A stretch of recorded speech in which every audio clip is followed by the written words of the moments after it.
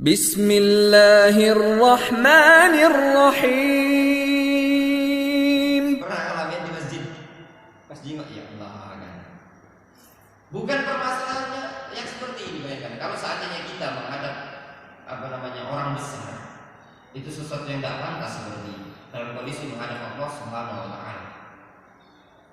Makanya bagi kawan-kawan yang aktivitas di luar, di kantor, mungkin karena menggunakan baju kerja itu tadi terlalu pendek, maka bawa sarung, masukkan.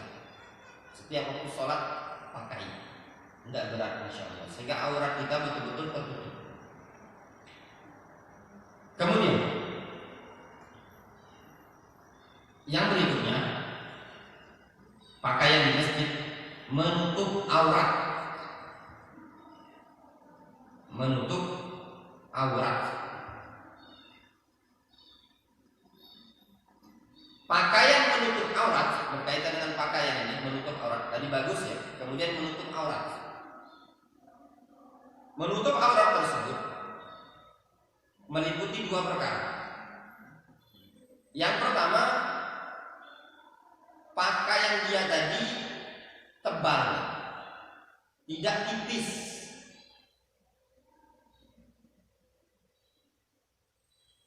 Namun kalau tipis belum dikategorikan menutup aurat, sehingga ya maaf ya, kelihatan kulit gitu. Bahan apa Pak Ridwan yang kira-kira tipis itu Pak Ridwan? Sifon dipakai sholat Pak Ridwan. Celana misalkan dari bahan sifon. Tegaknya di sini. Sholat Jumat. Putih, kain putih dari bahan sifon. Tegak di situ sholat Jumat, matahari di situ. Itu bisa bayangkan Pak Ridwan yang di belakang. Ya maaf, warna celana dalam itu bisa tujuh. Ini tidak sah, tidak boleh. Kemudian juga tidak boleh ketat, ngepres. Celana dari olahraga itu, dari main badminton, ya kan, training panjang, dipakai sholat. Jangankan kita yang di belakang yang malu gitu, juga tidak diperbolehkan. Jadi dua perkara tadi, satu tipis, kedua ketat. Tipis itu kelihatan dari belakang kulitnya, belum menutup aurat. Kemudian ketat, sehingga pakaian yang dianjurkan adalah tebal, kemudian longgar.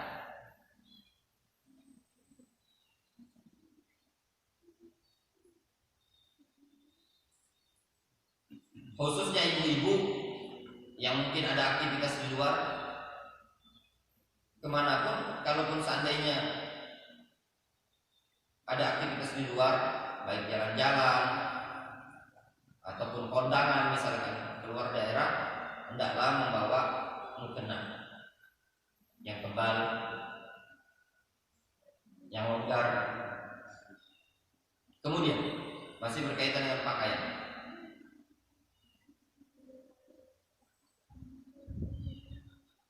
Ketika ke masjid, dia menggunakan pakaian yang menutupi pundak. Kalau ini sebenarnya tidak ada ya. Jangan sampai ada. Cuman ke masjid pakai bawahan, atas tidak kan? Tidak diperbolehkan. Rasulullah SAW menyebutkan, la yusalli ahadukum fi thawbin wahid laisa 'ala atihi syai'un. Janganlah salah seorang di antara kalian salat pada baju yang tidak ada di pundaknya kain sama sekali, cuma pakai celana pendek, tidak diperbolehkan.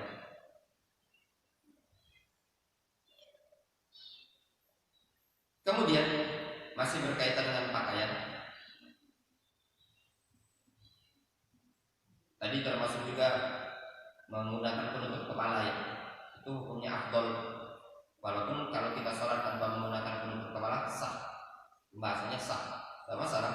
Namun afdol kita menggunakan penutup kepala, peci dan yang lainnya. Kemudian juga sebenarnya juga termasuk adab tidak sholat dengan menutup mulut. Mulut itu dibuka, tidak ditutup sama sekali, baik cadar ataupun masker. Secara hukum fikih, mungkin sebagian kita sudah pernah mendengar hadis ya, disebutkan dari Abu Hurairah radhiyallahu anhu, dia menceritakan anna Rasulullah sallallahu alaihi wasallam naha 'anil taraddi, atau naha Rasulullah ayyuwati ar-rajulu fahu. Rasulullah SAW melarang seseorang menutup mulutnya. Makanya wanita yang dia bercadar ketika dia sholat tetap dianjurkan untuk dibuka.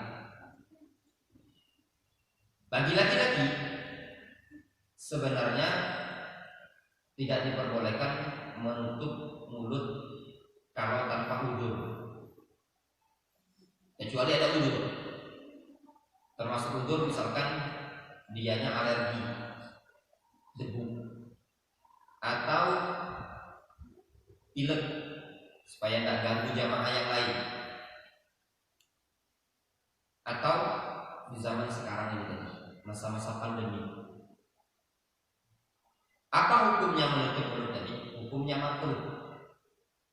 Sehingga dari sini para jemaah, kalau sholat di rumah yang kita itu mungkin memandang rumah kita ini tadi steril, aman, maka tidak perlu untuk masker. Tidak perlu. Difahami? Di masjid tidak masalah. Dalam rangka menerapkan anjuran protokol kesehatan, dan juga kita mungkin tidak tahu ada bakteri, ada virus atau yang lainnya di masjid, maka dianjurkan untuk memakai masker, tidak masalah. Hukum asalnya makruh, namun jadi udzur dibolehkan kalau ada udzur seperti ini masa-masa pandemi. Difahami? Namun kalau seandainya tadi tidak ada keharusan tuntutan bagi dia untuk pakai masker, maka tidak usah pakai masker. Pak Ridwan, kalau sholat di rumah pakai masker? Tidak. Di masjid pakai masker. Kadang pakai, nggak pakai, nggak masalah. Selagi tidak melarang Pak Adi, kan tidak masalah. Dari sisi hukum seperti itu ya, karena ini kadang sebagian orang itu ada keras dalam masalah ini, tetap dia mengatakan hukumnya makruh, tidak boleh segala macam. Hukumnya cuma makruh, tidak sampai pada tingkatan haram, cuma makruh. Namun kalau ada udzur seperti ini di masa-masa pandemi, kita ini masih masa pandemi, maka makruh tadi terangkat, dibolehkan. Difahami? Ini pengen pakai masker. Kemudian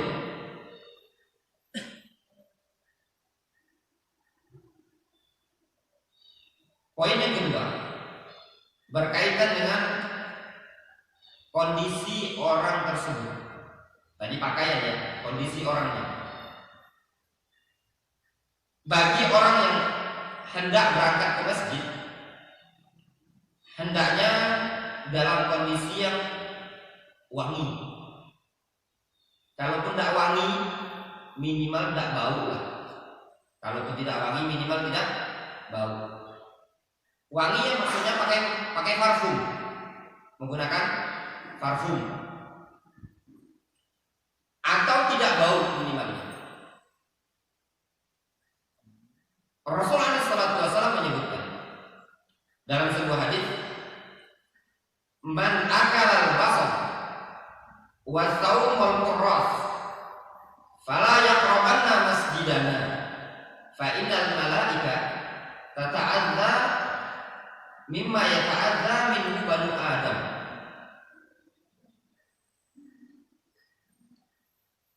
Barang siapa yang memakan bawang merah atau bawang putih atau kurras, kurras itu daun bawang, sejenis daun bawang, maka janganlah dia mendekati masjid kami.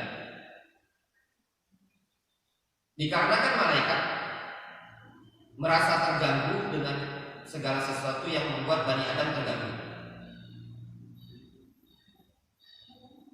makan bawang mentah ya, bawang mentah itu kadang ada bau. Di zaman Rasul itu tidak ada peti. Kalau ada peti sama jengkol, mungkin Rasul sudah nyebutnya peti sama jengkol sama kabau. Yang masalahnya ada di zaman Rasul yang sering dimakan dan bau itu adalah bawang, dimakan mentah. Apalagi daun bawang. Orang Yaman paling senang makan daun bawang mentah. Namanya kuros, tapi bukan daun bawang yang itu yang agak besar. Ada daun bawang, dia tuh halus. Pernah lihat apa? Ini kan daun bawang yang daun sop itu kan agak lebar-lebar ya. Itu tuh halus Pak Ridwan. Daun bawang juga di daerah-daerah Brebes itu banyak. Pokoknya ada jenis bawang yang daunnya tuh halus. Kalau itu kan agak lebar-lebar kan, itu agak lebih kecil. Dia daun bawang yang ini tadi itu baunya lebih menyengat.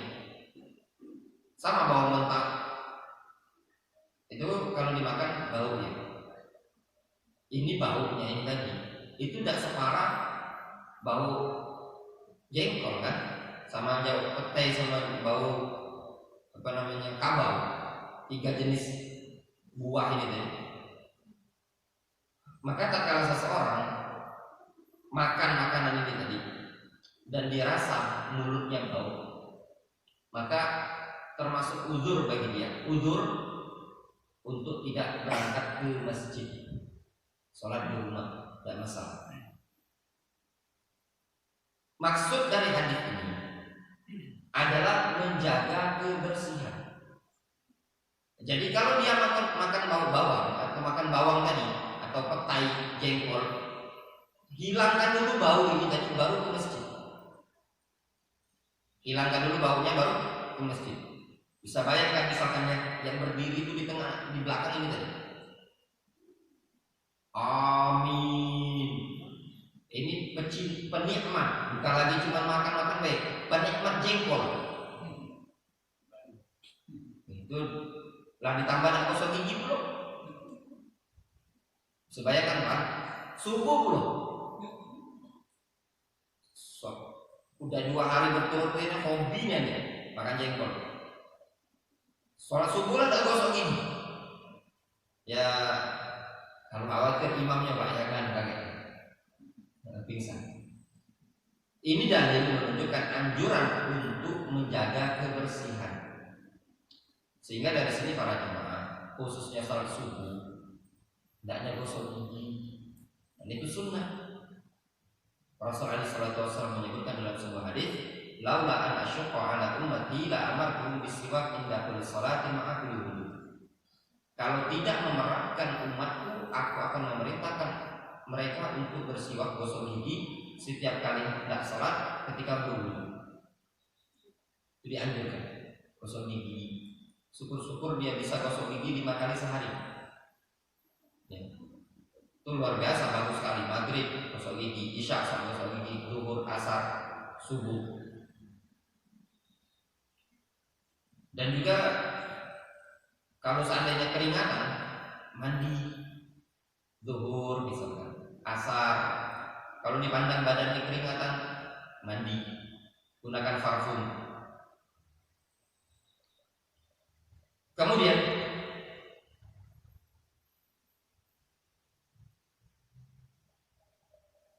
tadi juga yang termasuk yang kita sebutkan bersiwak ya, itu juga dianjurkan gosok gigi ketika ke masjid. Itu berkaitan poin permasalahan penampilan, mulai dari pakaian, kemudian kondisi badannya dia. Kemudian permasalahan berikutnya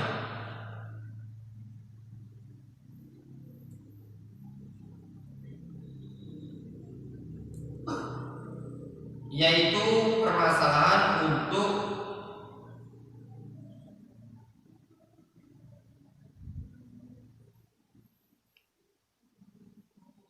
segera hadir ke masjid. Segera hadir ke masjid ketika mendengar kumandang azan.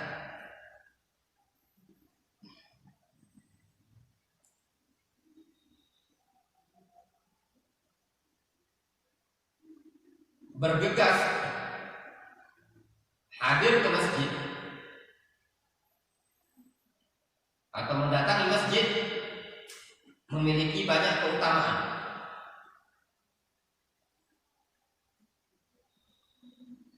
Yang pertama,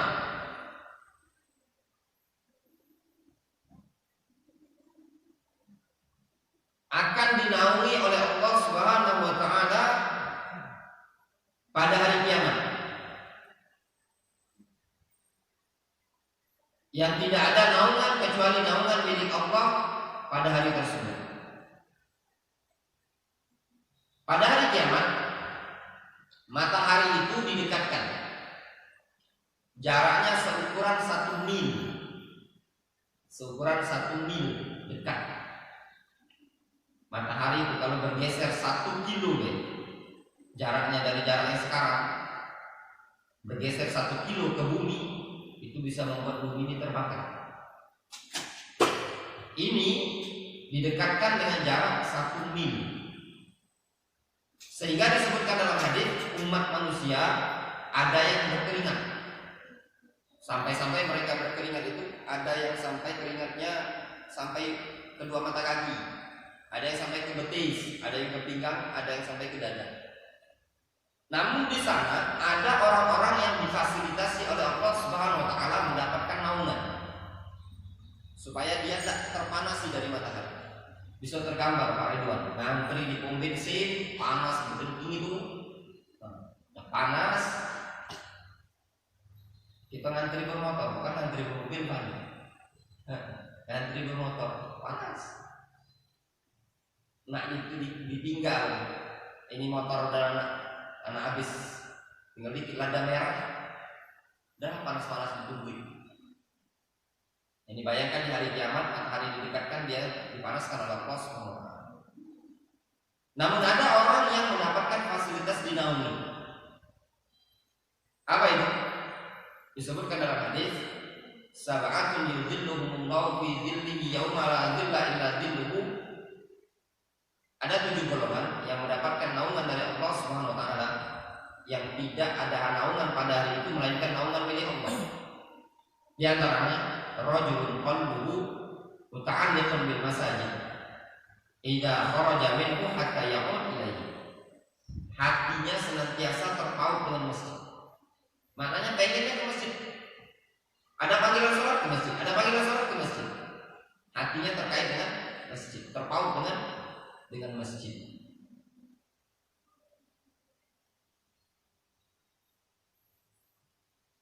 Maknanya dia sangat cinta dengan masjid, mulazamah dengan masjid.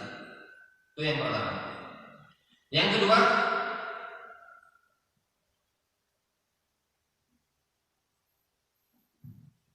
keutamaan keistimewaan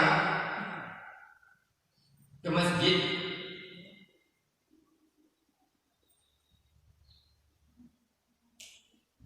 Dia akan didoakan malaikat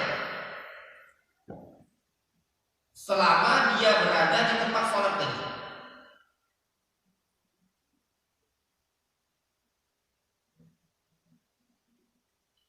Dia akan didoakan oleh malaikat selama dia masih berada di tempat sholat.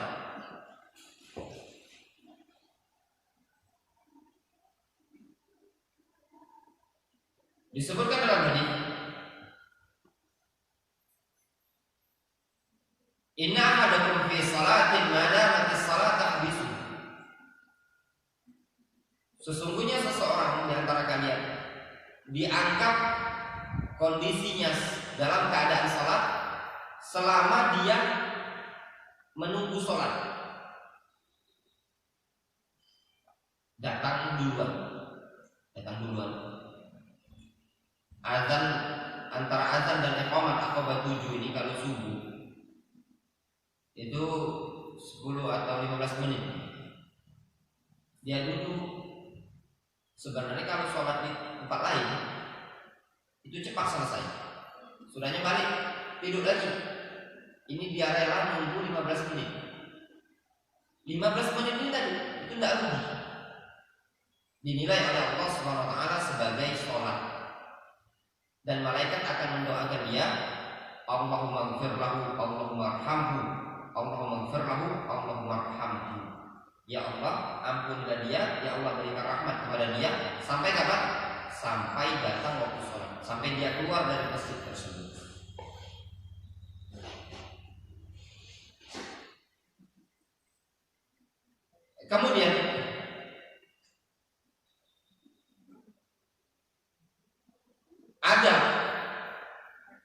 ketika berada dalam masjid ini tadi, dia hendaknya berupaya mencari shaf yang pertama. Jadi jangan di belakang. Rasulullah SAW menyebutkan dalam sebuah hadis, "Lau ya'lamun nas ma fil nida'i was saffil awwal thumma lam yajidu illa yastahamu 'alaihi yastahamu 'alaihi."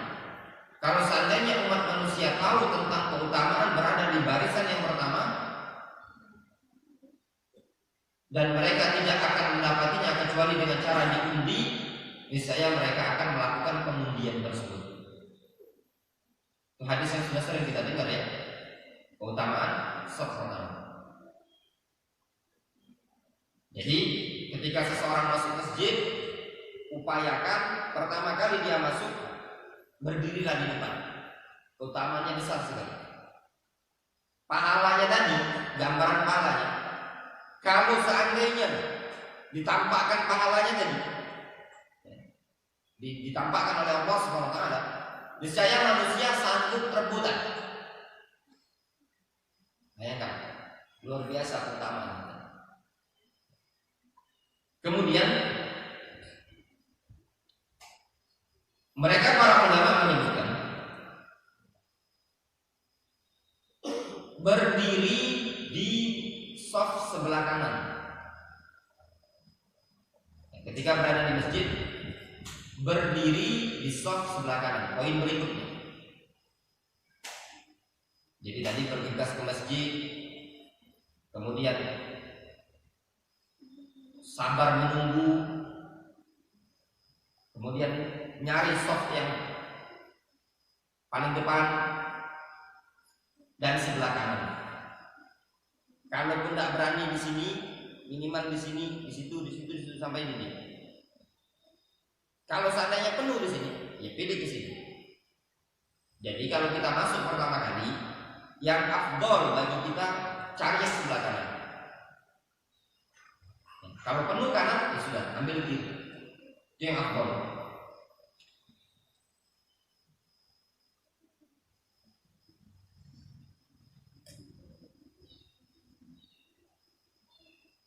Kemudian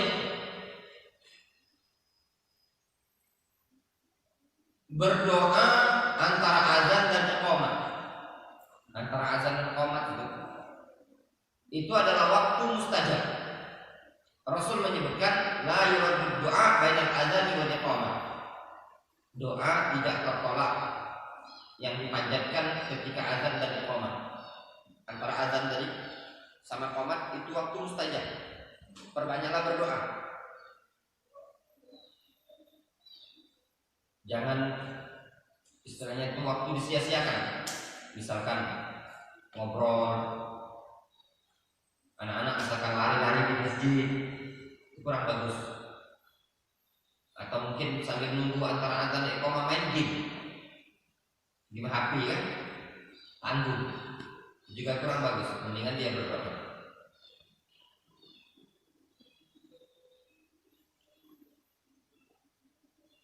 Kemudian di antara adab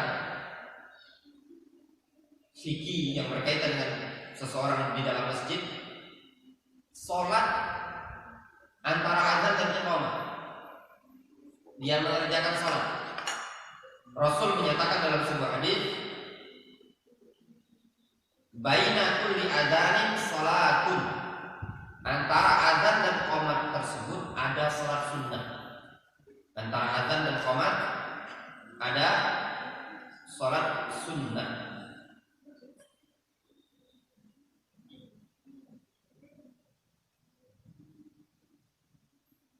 Masya Allah, luar biasa nih utamanya. Udah duluan datang ke masjid, berdiri di shaf sebelah kanan, kemudian barisan yang paling depan antara azan dan iqamah dia berdoa, kemudian dia sholat sunnah antara azan dan iqamah. Dan jangan masuk masjid langsung duduk, sholat sunnah. Kemudian ikut takbir pertama bersama imam. Ini keutamaan datang awal. Keutamaan datang awal bisa ikut takbir pertama bersama imam. Keutamaannya ada keutamaan beda beda. Disebutkan dalam hadis dari Anas bin Malik radhiyallahu anhu, Rasulullah sallallahu alaihi wasallam menyatakan, "Man shalla lillahi arba'ina yawman fi jama'atin yudriku takbiratal ula, kataba lahu bara'atani, bara'atun minan nar wa bara'atun minan nifaq." Kata Rasul, barang siapa yang sholat lillahi ta'ala selama 40 hari fi jama'atin, dengan berjamaah. Rasul menyatakan, man shalla lillahi arba'ina yauman fi jama'atin, barang siapa yang sholat lillahi ta'ala selama 40 hari. Itulah 40 hari ayat dari hari ini. Tentu hitunglah 40 hari ke depan. Dia berjamaah, namun ketentuannya jamaahnya dari 5 waktu. Yudrik takbiratul ula, dia senantiasa mendapati takbir 5. Takbir pertama 40 hari, luar biasa itu Ridwan. Kalau ada jamaah Aqabah 7 ya, bisa 40 hari. Itu luar biasa. 40 hari berat itu. Ya, kalau cuma sehari 2 hari, 40 hari. Dia bisa berjamaah selama 40 hari dapat takbir pertama.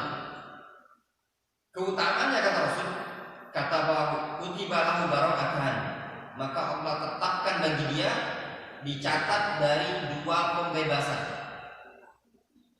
Yang pertama, bara'atun minan nar, dibebaskan dari neraka. Keutamaannya apa? Selamat, mendapatkan jaminan bebas dari neraka. Yang kedua, bara'atun minan nifaq, terlepaskan atau terbebaskan dari kemunafikan. Bisa sholat jamaah, dapat takbir pertama. Ingat, bukan jamaah apa ya? Dapat takbir pertama bersama imam 40 hari. Kita mandangnya ringan 40 hari itu. 40 hari itu waktu. Kalau 40 hari satu waktu, itu mungkin bisa 40 hari 5 waktu.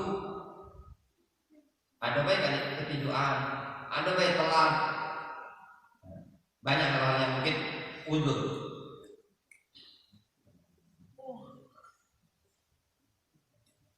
Kemudian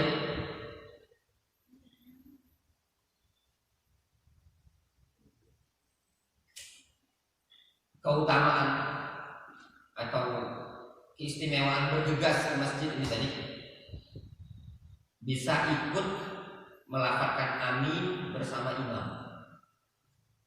Rasul menyebutkan dalam sebuah hadis, man wafaqa ta'minahu ta'minal malaika, atau man wafaqa ta'minuhu ta'minal malaika ghufira lahu ma taqaddama min dhanbi. Barang siapa yang aminnya dia mencocoki aminnya malaikat, maka Allah akan ampuni dosa dia yang telah lalu. Ini anjuran itu apa? Berjamaah.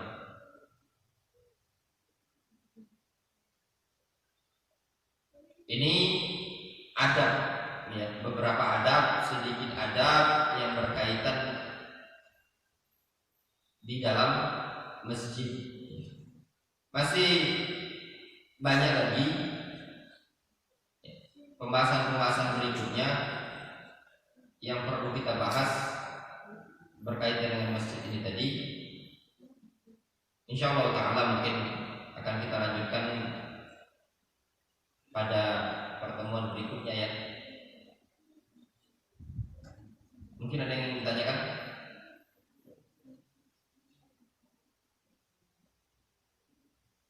Pak Adi ada door prize. Hadiah sama kayak kemarin.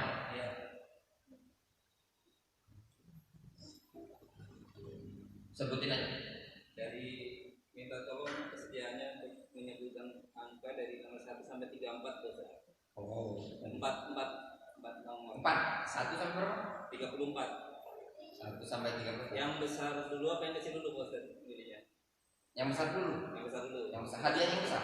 ada hadiah yang besar. Oh, itu raktir nih Pak. Nah, Dari Ustaz Ridwan. dari yang besar. Ini kalau yang besar itu ada yang besar atau Pak? Jadi ini mohon maaf ini dari Ustaz Ridwan, jadi Iya. dikasih Ustaz Ridwan lagi. Nomornya sih Pak ya? Iya, Pak. Nomor 1 sampai 34. Nomor 1. Jangan-jangan 111 nomor buka lagi. Nomor 1 Pak. Nomor 1. Nomor 1 Kalia. Iya. Dapat ini nanti.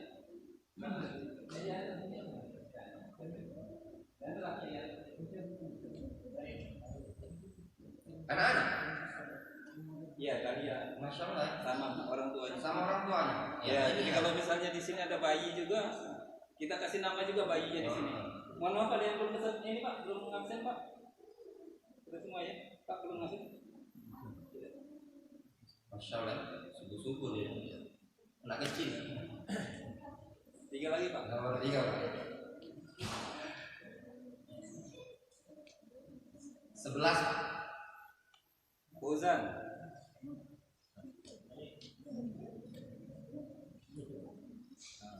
Fauzan. Botol minum. Oh, jelas betul minum Fauzan. Ini dulu. Harganya dibuang dulu. Nanti ketahuan modalnya. Sudah jelas.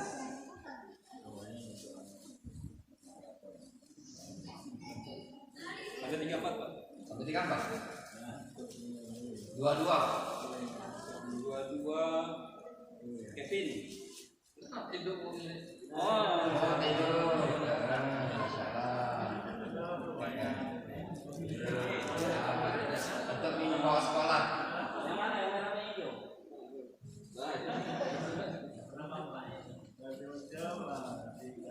Oh, gitu Ustaz. 34 itu lah. Ya, 34. Pak Ipan. No. Dia tadi tak absen Pak, tapi ku absen terus. Oh, yang siapa? Nomor 2. Ipan. Oh, Ivan. Oh, Ivan. Mak Ivan terakhir kan.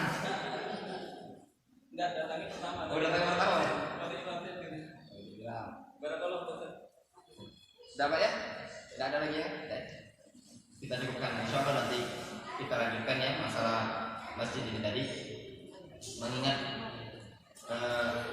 kajian seputar fikih atau adab-adab dalam masjid ini jarang dibahas di kajian-kajian, dan juga mengingat di Aqabah 7 ini perlu disemangati itu datang ke masjid. Jadi perlu kita angkat tema yang seperti ini. Jadi untuk pekan atau bulan depan ya, bulan depan sama masih mengangkat permasalahan, kita lanjutkan berkaitan dengan adab dan fikih yang berkaitan dengan jamaah berada dalam masjid. Wallahu ta'ala a'lam bishawab. Subhanallah wa bihamdihi asyhadu an la ilaha illa anta astaghfiruka wa atubu ilaik. Wa sallallahu alaihi wa sallam. Wassalamualaikum warahmatullahi wabarakatuh.